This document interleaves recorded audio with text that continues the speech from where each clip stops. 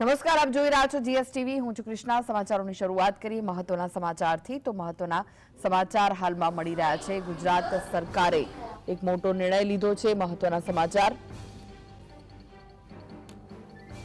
માધ્યમિક અને ઉચ્ચતર માધ્યમિકમાં 4000 જૂના શિક્ષકોની ભરતીની જાહેરાત કરવામાં આવી છે. તો 12 સપ્ટેમ્બરથી 24 સપ્ટેમ્બર સુધી ઓનલાઈન અરજી કરી શકાશે.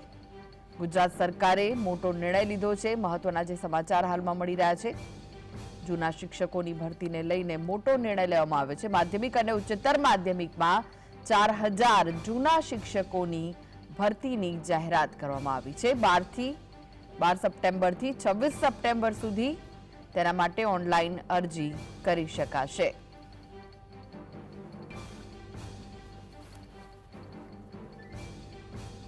તો માધ્યમિક અને ઉચ્ચતર માધ્યમિકમાં 4000 જૂના શિક્ષકોની ભરતીની જાહેરાત ગુજરાત સરકારે કરી છે. સૌથી મોટો નિર્ણય. 12 સપ્ટેમ્બરથી 26 સપ્ટેમ્બર સુધી ઓનલાઈન અરજી કરી શકાશે.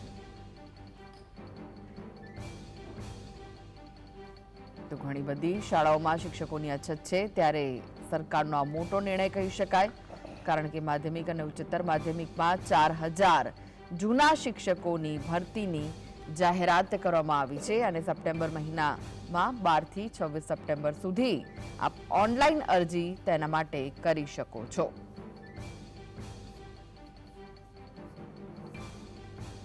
ગુજરાતની ઘણી બધી શાળાઓમાં 2-3 વર્ગખંડને માત્ર એક જ શિક્ષક શિક્ષણ આપતા હોય છે, ત્યારે આ મોટો નિર્ણય કહી શકાય.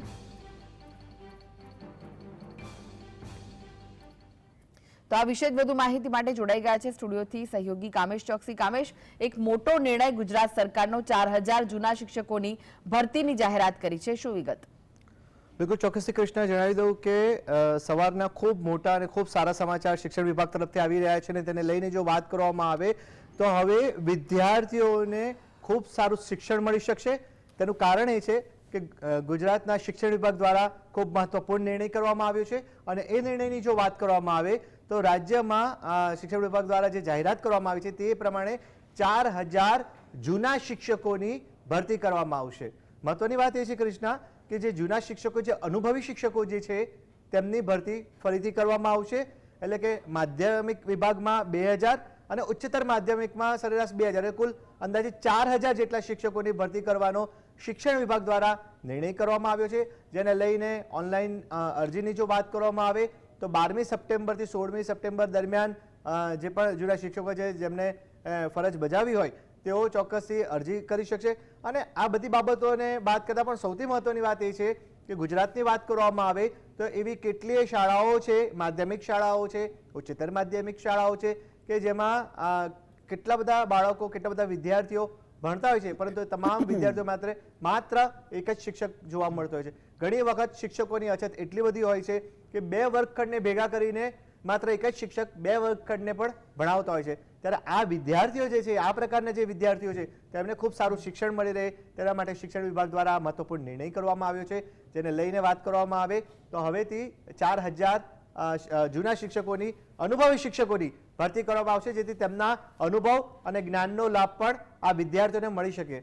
અમદાવાદની વાત કરવામાં આવે કૃષ્ણ, તો હાલમાં જ અમદાવાદમાં જે પણ એક અહેવાલ હાલમાં જ આવ્યો હતો અને તેને લઈને જો વાત કરવામાં આવે તો અમદાવાદમાં કેટલીક શાળાઓ જે છે તેને પણ હવે ખોરંભે મૂકવાની કામગીરીનો એક અહેવાલ સામે આવ્યો હતો.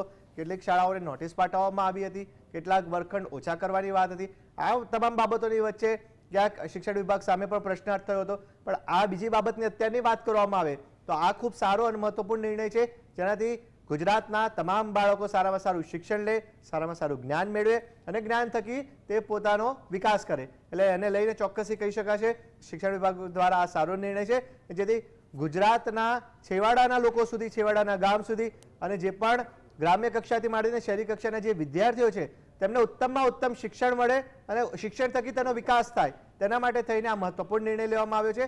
એટલે હવે જોવાનું એ રહેશે કે આગળની કાર્યવાહી કેવી રીતે કરવામાં આવશે. જી, આભાર કામેશ સમગ્ર માહિતી આપવા માટે.